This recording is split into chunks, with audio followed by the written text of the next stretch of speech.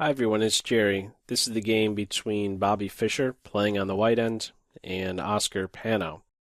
This is from the Buenos Aires Tournament of 1970.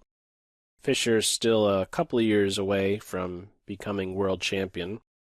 And, well, how to describe this one? I'm reminded of one of Fischer's quotes, tactics flow from a superior position. Well, let's see how this superior position comes about. Fischer kicks off with e4, the Argentine grandmaster replying with the Sicilian defense, but this quickly transposes into King's Indian attack land.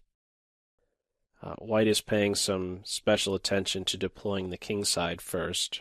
Meanwhile, Black is staying fluid with the pawn structure. The d-pawn in particular has yet to commit, and the bishop's eyes remain open. Only after rook to e1 do we have Black taking a step to prevent White from establishing a pawn on e5. If White can establish a pawn on e5, that guy will often act as a great catalyst for a kingside attack, so Black says not so fast. c3, this is already an important moment in the game. Black's reply is to castle. Another move to strongly consider here is e5, and this addresses White's plan of expanding in the center. That prevents e5, prevents d4. So after castles, one take on that move is to say, okay, the king is tucked away, king's safe, the rook's ready to play. I think a better take on that, better way to view Black's last move, is Black saying, I'm okay if White establishes a pawn duo on the center. Or I'm okay if White establishes a space advantage. Why is this the case? Why can we kind of view it like this? Well, what do we have? We have an ideal pawn center. And what is Black to now do to challenge it?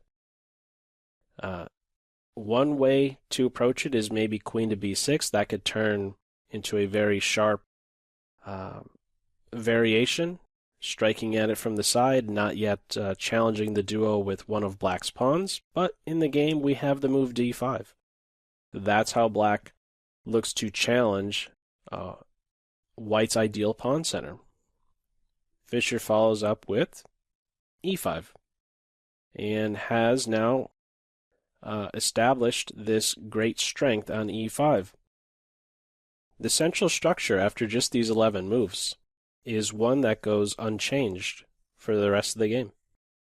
And if there's one square that pops out in this position more than any other, to me, it's the square f6. It's a hole, and it's controlled by one of White's pawns.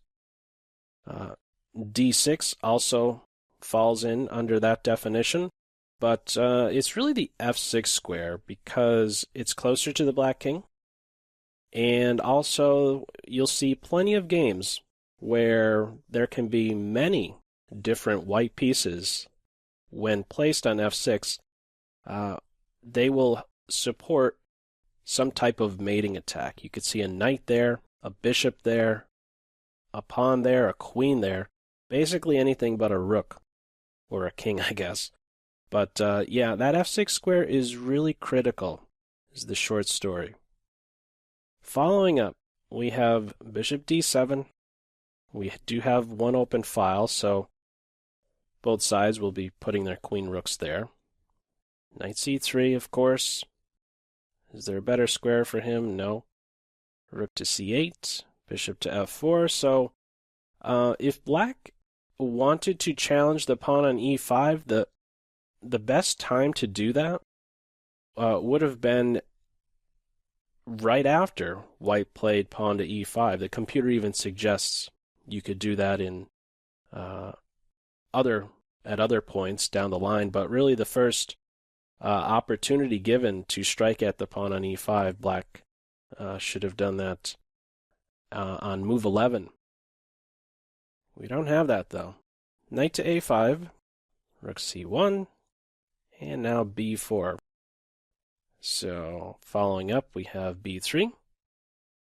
This is just taking away squares. Nothing more. White doesn't want to see the knight arrive on c4. A move like b3, you'll have to maybe think twice about as white in position types where the bishop is not fianchettoed. Otherwise, you may end up losing control over the c-file. If you can't operate on that c1 square, you could have some difficulties. Not the case here. b4, knight to e2, bishop b5, queen to d2. So it's flowing in a very logical way what Fischer is doing here. Just connecting rooks with this last one, as well as forming a battery. So this is another idea that White has in mind, to exchange dark square bishops, which would do what? Weaken Black's kingside, which would make the likelihood of a piece one day arriving on f6 that much more powerful. Continuing, knight to c6, and now g4. So this was an interesting moment, because one might think, well, let's go in for rook to c5. He can't be challenged on that square immediately, and we're going to prepare to double. But that type of play will quickly be neutralized. What will likely happen are both rooks being exchanged. White has a different idea in mind with g4. My initial thought with the g4 move was, okay, it's taking away the square from the knight, but can you spot the other idea? It's an important one, and another big decision right here for Team Black. The game move is a5, and, this is looking for a4, but at the same time, it's saying, you know what? I am valuing my bishop more than your knight. This is extremely important, an important moment to consider, because g4 is also opening up the g3 square for the knight, and that's what we have. Knight to g3. So this bishop, is he more valuable than the knight? That's a question Black had to really weigh at that moment. As it stands right now, and what we're going to observe in the game, is that the bishop is kind of staring off into space. There's no other black piece that can coordinate well with that bishop. It would be a much different story if one of the black knights can somehow, let's say, make use of the d3 square. The bishop would be there to support it. It's just not the case here. And so what Black should have done at this moment instead of a5 is to snap off the knight on e2 before he gets to g3. Yet another one of White's pieces is now drifting towards the king's side. All minor pieces, and soon we're going to have the g and h pawns, and let's not forget about the queen. There's a lot of energy that is being built up over here on the king's side. Continuing, queen to b6. Here comes h4. Knight to b8. This is a best move by Black. There aren't too many different moves to really choose from for Team Black. This knight is actually prepared to one day defend against h7. In this way, he's headed for the f8 square. So continuing, we have bishop h6, good for multiple reasons. Get rid of the bad bishop for good bishop, and yeah, let's get rid of this key defender, this master defender.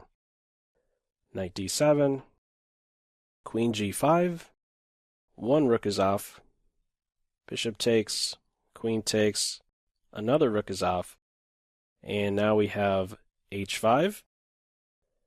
And move number 26 is a game-losing move here for Team Black. Queen to d8. It would have been better if Black plays knight to f8 straight away. One of the main differences here between queen to d8 and knight to f8 is that when the queen is on d8, she no longer has pressure on d4. This is now one less thing White has to worry about. This knight is now much more free to move. He can now jump into the g5 square, and that's exactly what happens. Knight g5, knight to f8, and White has, as I said right in the beginning of the video, that quote by Fischer, tactics flow from a superior position. This is without question a superior position for White. Once more, this bishop not doing a whole lot. This knight is kind of, what's he up to? Nobody knows.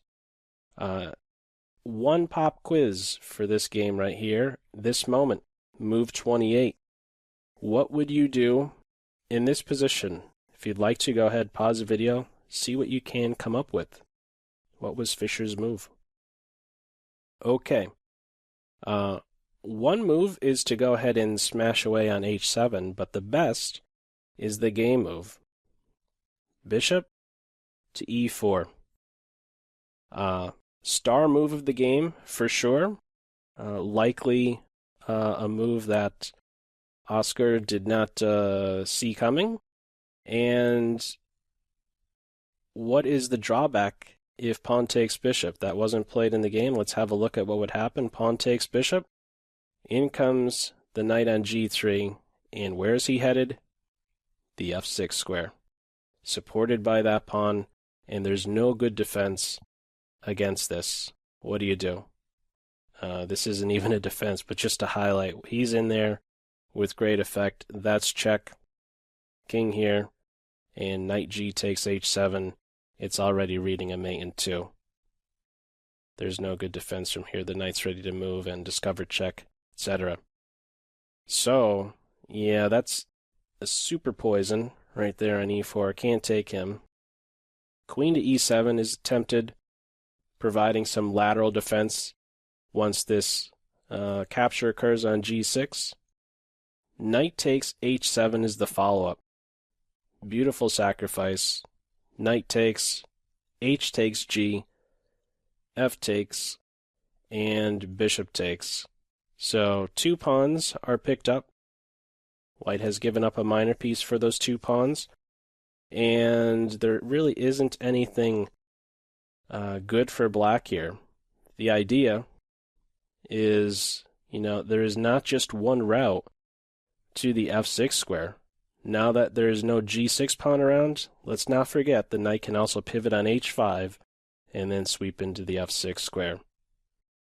So the threat here, by the way, just to